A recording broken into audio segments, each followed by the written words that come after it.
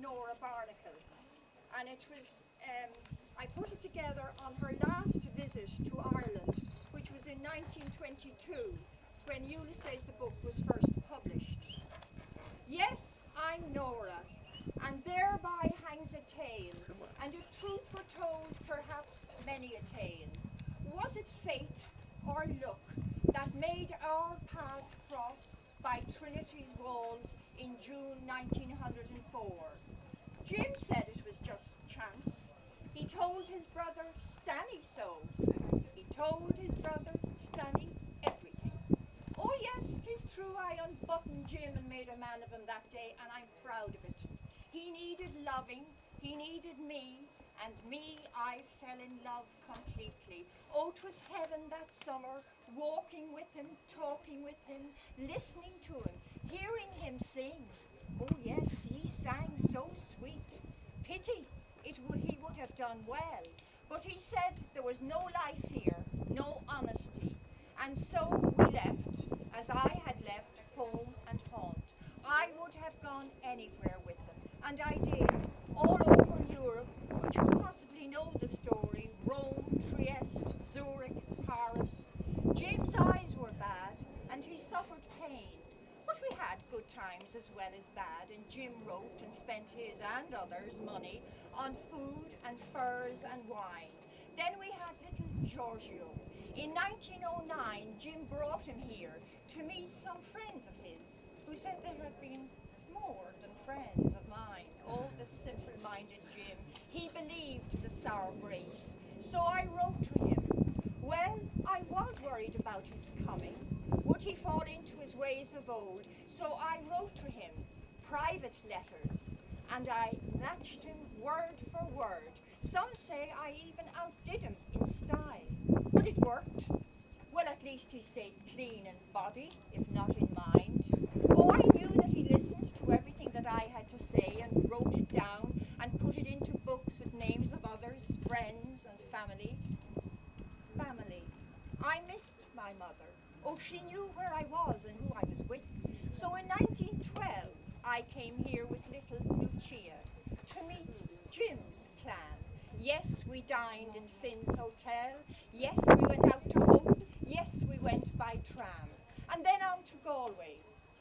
I had to laugh. They all thought that Jim would leave me. But who should arrive in Galway but lonely Jim and Eyre to take me off to Galway races out to Arran, and then all dressed up in button shoes and gloves for horseshoe time in Dublin. But I didn't take to Jim's sisters. And anyway, Stanny wrote from Trieste yet again, another angry landlord. Oh, if I had a shilling for every time we had to move. You see, we were living in Trieste before the First World War. But when the war broke out, all foreigners had to leave. And we went and spent the war years in Zurich. And when the war was over, we came back to Trieste, but it was impossible to find accommodation. There were 11 of us in the one apartment. There was Jim, myself, Giorgio and Lucia, Jim's sister Eileen, her Czechoslovakian husband Frank and their 2 daughters. There was Jim's brother Stanny, and there was a cook and a housemaid. There was nowhere for Jim to write, and we began to get on one another's nerves. So we decided that we'd leave and go to Paris, and probably then on to London. We spent 17 years in Paris. 17 years going from one apartment to another, sometimes with no cooking facilities, then into a hotel, then into a house loaned by a friend, and then back into an apartment. It was no way to raise a family, and it certainly did not help Lucia, who was prone to outbursts, although she did have other problems which came to the fore later on. Now, I loved living in Paris. It was absolutely wonderful. We dined every evening in Fouquet's restaurant on the Champs-Élysées. Jim wore Burberry coats and designer shoes. I wore beautiful hats and furs.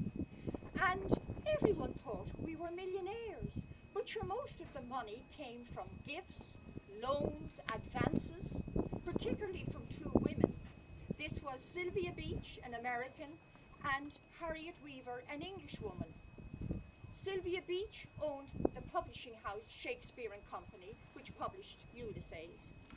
We used her cash register like a bank, taking money out of it whenever we wanted and putting in a few coins whenever we had them. Now, the other woman was an Englishwoman, Harriet Weaver, and she championed all new talent in literature. And she not only gave loans and advances to Jim, she actually gave him part of her own inheritance. Now, I got on extremely well with these two women. Neither of them were married. They thought it was an honour to look after Jim. God loved them. They were devoted to him and looked after his finances. God gave them sense. But I enjoyed the whole scene. Now, we did have visitors come to us in Paris. We had visits from Liam O'Flaherty, from Samuel Beckett, from Padraig and Mary Collum, from Constantine Curran. We had visits from W.B. Yeats and his wife. We dined out with them.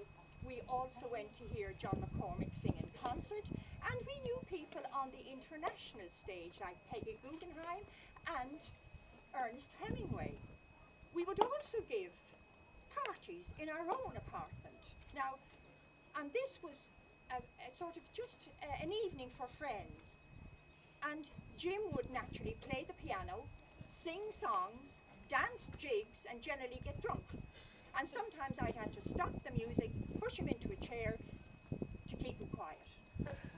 Well, you see, we had our disagreements, very much so. You see, I never read Ulysses. I thought it was a dirty book. And that angered Jim. But he never made a proper home for us, and that angered me. So why do I stay with him? Must be love. Well, now I'm not only his wife, but I'm his cook, his secretary, his proofreader, his nurse, everything.